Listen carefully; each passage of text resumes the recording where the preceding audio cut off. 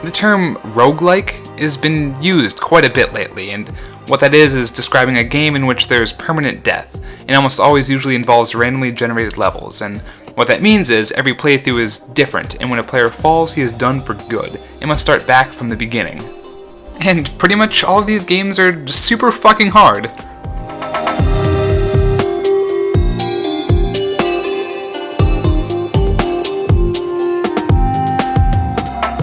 If you follow my channel, you'll see I play a lot of Spelunky, so I'm no stranger to the roguelike genre, and you take a game like Risk of Rain that adds the option for co-op, and, well, co-op is the quickest way to get my attention, so I picked this game out real quickly.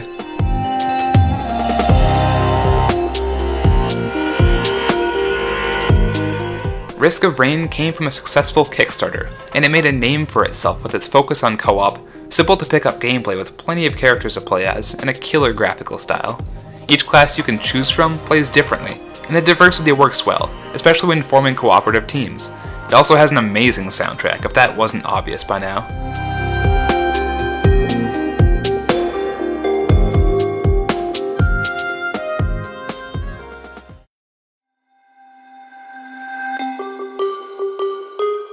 To sum it up quickly, the game goes like this. Each stage involves you finding a teleporter. Activating that summons the boss and waves of monsters, and it's your job to stay alive until those enemies are wiped out. Then it's time to move on to the next area and repeat.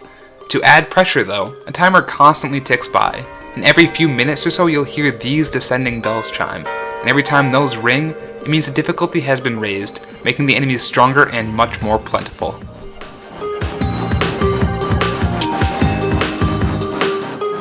Your heroes are helped out by items they purchase, represented by the icons that amass to the left and right of the health bar. Money you gather from downed enemies gets used to unlock chests scattered around the level, and these items have a huge variety of uses, of which those effects stack and work off of each other. These items are essential, and by the end of a run the player should have a heaping pile of buffs with rows and rows of items to show off.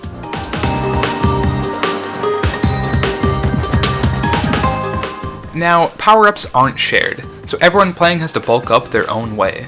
Unfortunately, there's a fixed number of items one can get in a level, and when playing co-op you don't get nearly as much money to buy those items since everything is divided up.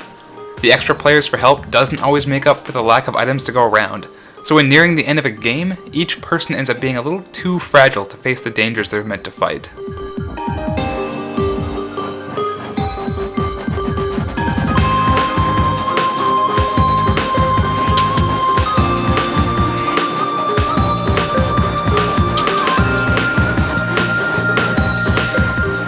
The game is definitely one of those we're going to be dying a lot kinds of experiences, but it's never boring, and restarting never feels tedious. The variety of classes helps with that, and while the game isn't exactly complicated, it still urges exploration and discovery, both in what's coming up next and by curious item effects.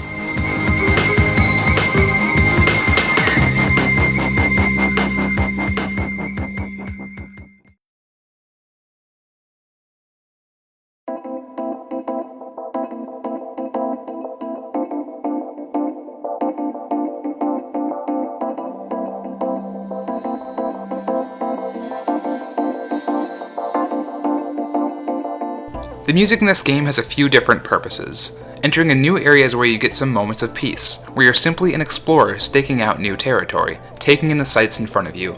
Calm music is playing. These atmospheric tunes give more of a feeling of curiosity rather than danger. Enemies pop in slowly, though the calm music remains, letting you know you haven't quite found trouble yet.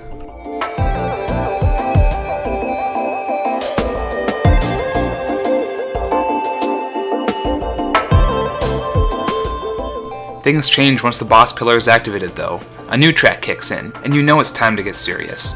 No matter how beefy you get through amassing tons of items, the threat of death is always at the back of your mind, and glancing at your health bar becomes a multiple times a second nervous twitch.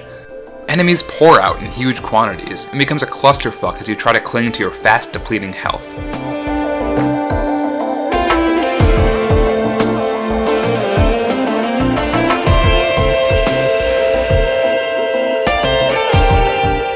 So basically, this game is half exploration and half combat arena. It's a test of survival to be sure, but a lot of the fun that comes from the game has to do with finding out more about its world. The location of the boss pillar you need to activate in every level is random, along with a lot of the level layouts themselves, so each run keeps that inquisitive drive.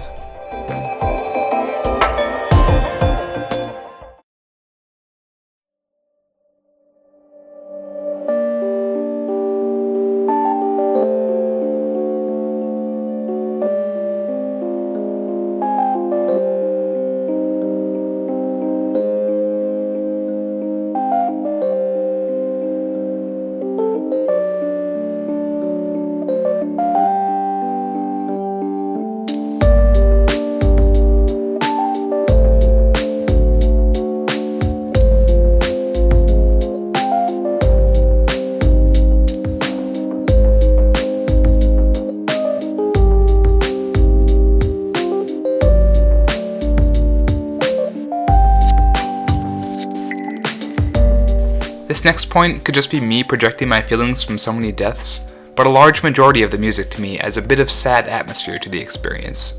The game is definitely winnable, but more often than not you're going to meet your untimely demise.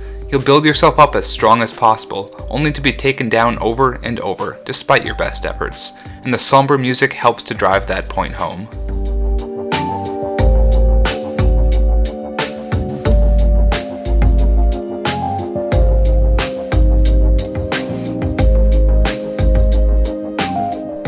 The themes represented in Risk of Rain are exploration, adrenaline, and death, and I feel like the music does a good job of incorporating those. There's a lot to see and even more to fight, and when you inevitably fall, it's easy to pick up and try again, with the knowledge you gained from past experiences.